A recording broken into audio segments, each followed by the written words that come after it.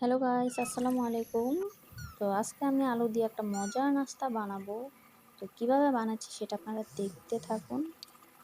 তো প্রথমেই আমি আটাটা গুলে নিয়েছি, তারপর পেঁয়াজ মরিচ কেটে নিয়েছি, তারপর আলুটা ম্যাশ করে নিয়েছি, তারপর পেঁয়াজ মরিচ ধনেপাতা চাট মশলা অ্যাড করে দিয়েছি। তারপর আমি ডোটা 4 ভাগে করে নিয়েছি। তারপর রুটির মতো বেলে মাঝখানে একটা কাপ দিয়ে চারপাশে আলুর পেস্টটা দিয়ে দিব। আলু ভর্তা বলে আর কি এটাকে। তো আমি ছুরি দিয়ে কাট করে নিয়েছি। এরপর আমি কিভাবে নাস্তাটা বানাচ্ছি আপনারা দেখতেই থাকুন, দেখলেই বুঝবেন কিভাবে বানিয়েছি।